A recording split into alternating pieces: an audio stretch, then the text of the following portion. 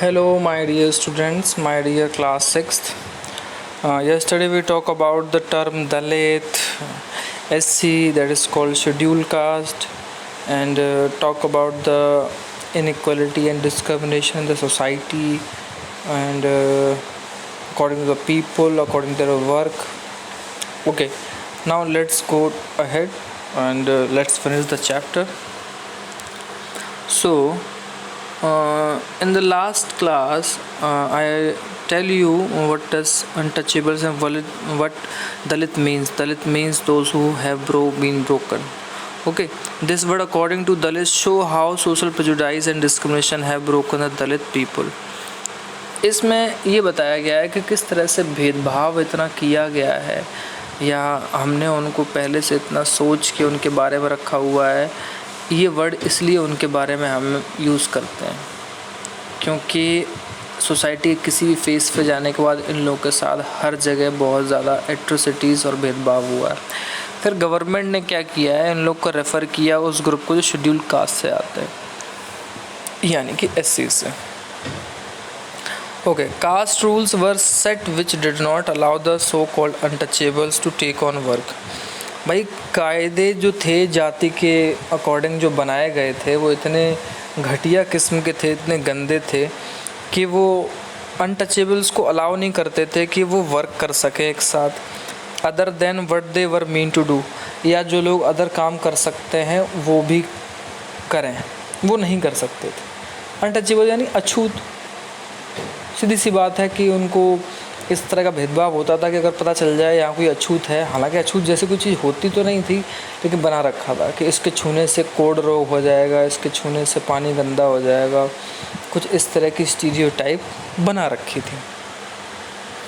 Okay, अब ज़रा आप आगे देखेंगे तो आप पाएंगे for example some groups were force to pick garbage and remove dead animals from the village. कुछ लोग, कुछ जातियों या कुछ लोगों को ऐसे काम दिया जाता था कि वो कूड़ा उठाएंगे एनिमल्स का और डेड एनिमल्स को उठाएंगे गांव-गांव जाके। ऐसे मेला ढोने वाले लोग भी बहुत सारे होते हैं। But they were not allowed to enter the homes of the upper caste और take water from the village well और इवन इन एंटर टेम्पल्स। अब उनके साथ भेदभाव ये हो रहा है कि काम करते करते अगर उनको प्यास लगी है तो वो उस अपर कास्ट के यहाँ से पानी नहीं पी सकते, उस विलेज के कुएं से पानी नहीं पी सकते, मंदिरों में एंट्री नहीं कर सकते।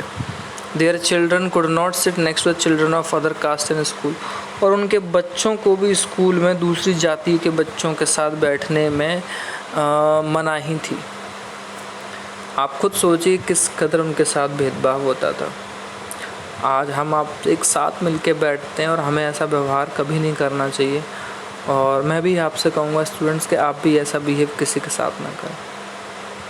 ये चीज़ें अलाउड नहीं हैं, ये डिस्क्रिमिनेशन बढ़ावा देती हैं, ये आपकी सोच को कहीं ना कहीं इफ़ेक्टेड करती हैं, ये आपको छोटी बातें सिखाई जाती हैं, आपको ये नहीं सीखना है। दस अपर कास्ट, फिर अपर कास्ट के बारे में है एक्टेड इन वेज, फिर वो कई तरह से एक्शन उठाते थे विच did not give the so called untouchable the same rights at the enjoyed.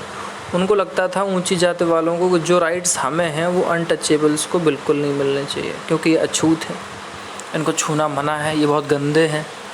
Doctor Bhimrao Ambedkar, one of the greatest leader of India, share his first experience of caste based discrimination. यहाँ तक कि जो हमारे इतने बड़े स्कॉलर रहे हैं और लॉ मिनिस्टर थे इंडिया के फर्स्ट, और इतना पढ़ा लिखा स्कॉलर था, पीएचडी होल्डर था, इतनी डिग्रियाँ ली तो शायद ही किसी के पास हों, पढ़ लिख के आगे बढ़ा, उसको भी अपनी जाति भेदभाव के अकॉर्डिंग सहना पड़ा। Which took place in 1901 when he was just 9 years old। जब वो 9 साल के थे बच्चों तो उन्होंने भी ये भेदभाव झेला। He had gone with his brother and cousin to meet his father in Koregaon which is now in Maharashtra, और उन्हें जाना पड़ा था अपने भाइयों के साथ और अपने बड़े भाइयों या अदर भाइयों के साथ कि अपने फादर से मिलें कोरेगांव में, जो कि अब महाराष्ट्र में। ठीक, तो ये सारी चीज़ें कहीं ना कहीं हमारी सोसाइटी में ही दिखती हैं। अब आप ज़रा यहाँ पे सोच के देखो, ये पुराने ज़माने में मास्टर जी पढ़ा रहे हैं, जो हाई कास्ट बच्चे हैं उनको देखो वाइट से दिखाया गया है और मास्टर जी उनको पढ़ा रहे हैं, और जहाँ ऊंची जाति के बच्चों की चप्पलें रखी हुई हैं वहाँ इनको बैठाया जाता है। क्या आप सोच सकते हैं? being made to sit separately in the classroom because of one's background is a form of discrimination. इस वजह से आप क्लास में आपको पीछे बैठाया जा रहा है क्योंकि आपके साथ भेदभाव हुआ है एक तरह का, और लोग करते आ रहे हैं और आपको पीछे बैठाया जा रहा है। ओके,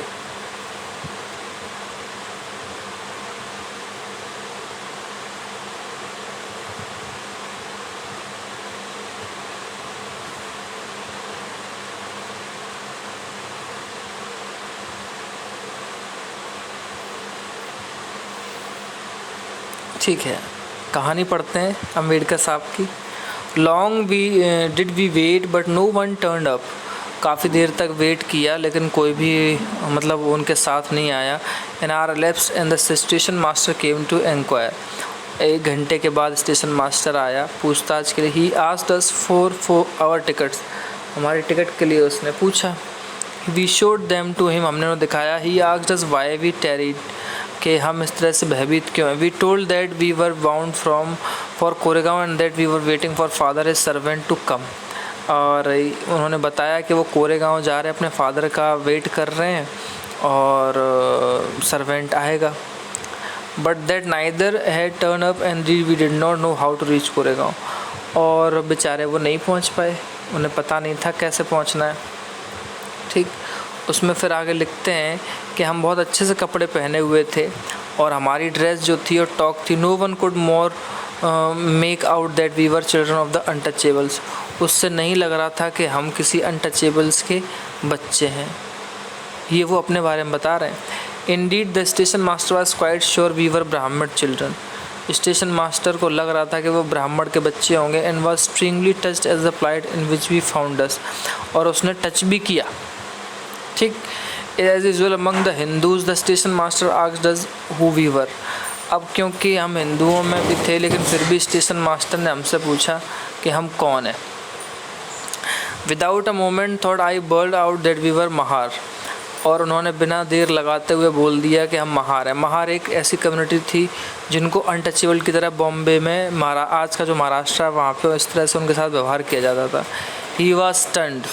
वो एकदम चकित रह गया station master. His face underwent a sudden change. और उसका जो मतलब चेहरा था वो अचानक काफ़ी ज़्यादा बदल गया। We could see that he was overpowered by a strange feeling of repulsion. और अम्बेडकर कहते हैं कि हमें महसूस हुआ कि उसकी जो फीलिंग थी वो कितनी अजीब थी। As soon as he heard my reply, he went away to his room and he stood where we were. और जैसे ही उसने ये सुना वो अपने कमरे में चला गया और हम वहीं के वहीं खड़े रहे। 15 to 20 minutes elapsed। फिर 20 मिनट बीत गए। The sun was almost setting। बुझ रहा था सन। Our father had not turned up nor he had sent his servant and now the station master had also left us। और पिताजी ने जो नौकर भेजना था वो भी नहीं आया और उसके बाद स्टेशन मास्टर भी चला गया। We were quite bewildered and enjoy the happiness। और ठीक है, वो अपनी खुशी में थे, हम सब अपनी खुशी मना रहे थे। Which we felt at the beginning of the journey gave way feeling of extreme sadness. अब जो शुरुआत में खुशी हमें जर्नी करने पे हो रही थी वो अब नहीं हो रही थी क्योंकि कहीं ना कहीं स्टेशन मास्टर ने हमसे एक अलग तरीके का व्यवहार कर लिया। तो ये अपनी कहानी बता रहे हैं, वो काफ़ी बड़ी है, आप चाहें तो पढ़ सकते हैं। लेकिन बस सीधी सी बात ये है स्टूडेंट्स, अगर मैं आपसे कहना चाहूँ कि डॉक्टर अम्बेडकर अपने आप में बहुत बड़े इंटेलेक्चुअल हुए, बाद में डॉक्टरेट किया, पीएचडी की और रिसर्च स्कॉलर भी रहे, एडवोकेट भी थे, एवरीथिंग। लेकिन उनके साथ भी इस तरह का व्यवहार हुआ। लेकिन जब वो बड़े हुए तब भी उनके साथ इस तरह की चीज़ें होती रहीं। देखिए यहाँ पे उनके बारे में दिया हुआ है और आप उनके बारे में ये जानकारी ज़रूर जुटाएं और नोट्स में लिखना है। भीमराव अम्बेडकर बेटा 1891 से 1956 तक रहे। Consider the father of the Indian constitution, उनको फादर ऑफ इंडियन कॉन्स्टिट्यूशन कहा जाता है। And is also the best known leader of the Dalit, और दलितों के एक सबसे बड़े लीडर के रूप में पहचाना जाता है। Doctor Ambedkar fought for the rights for the Dalit community, वो अपने दलित कम्युनिटी के लिए हमेशा उनके अधिकारों में लड़ते रहे। He was born into a Mahar caste, वो महार कास्ट में पैदा हुए थे। विच वॉज कंसिडर्ड अनटचेबल, जिसको कि महाराष्ट्र में अनटचेबल्स कहते थे। The Mahars were poor, own no land and children born to them also had to the work their parent did. Mahar लोग बेटा बहुत गरीब होते थे, खुद की ज़मीन नहीं थी, तो जहाँ उनके माँ बाप काम करते थे उनके बच्चे भी साथ में जाते थे। They lived in space outside the main village and were not allowed into the village. वो गांव के बाहर वाले इलाकों में रहते थे, उनको गांव में घुसने की मनाही थी। डॉक्टर अंबेडकर फर्स्ट पर्सन थे जो अपनी कास्ट से कंप्लीट एजुकेशन कर चुके और इंग्लैंड गए थे और लॉयर बने थे, पहले आदमी थे। He encourage Dalit to send their children to school and college. और उन्होंने अपने समाज के लोगों से अपील की, उनको बढ़ावा दिया कि वो अपने बच्चों को स्कूल भेजें, कॉलेज भेजें, एजुकेशन दें। He also work Dalit to take on different kinds of government job in order to move out the caste system. और उन्होंने दलितों से ये भी कहा कि आप हर तरह की गवर्नमेंट जॉब में शामिल होइए ताकि सोसाइटी में जो ये भेदभाव है ये ना हो सके। He led many effort to of Dalit to gain entry into temple. उन्होंने मंदिर में एंट्री के लिए भी बहुत सारे मूवमेंट चलाए। आप 8th क्लास में भी इसको दोबारा से पढ़ेंगे। Okay. Later in life he converted to Buddhism in search for a religion that treated all members equally. बाद में वो बुद्ध धर्म में चले गए, बुद्ध धर्म अपना लिया, क्योंकि इतना सब कुछ होने के बाद भी उनके साथ बराबरी का दर्जे की तरह व्यवहार नहीं किया गया। उन्हें लगा कि मैं बुद्ध धर्म में चला जाऊंगा, और क्योंकि बुद्ध धर्म में इस तरह की बुराइयां नहीं हैं स्टूडेंट्स, ऊंच नीच का भेदभाव नहीं है, इसलिए वो बुद्ध धर्म की तरफ चले गए। Doctor Ambedkar believe that Dalit must fight the caste system. वो ये कहते थे कि दलितों को अपने कास्ट सिस्टम के लड़ना चाहिए and work towards a society based on respect. और एक ऐसी सोसाइटी के लिए बढ़ना चाहिए जहाँ उन्हें मान सम्मान मिले, not just for a few but all person. और सिर्फ कुछ लोगों के लिए वो इज्जत और सम्मान नहीं होना चाहिए, सबके लिए होना चाहिए। वो सबके लिए बात करते थे।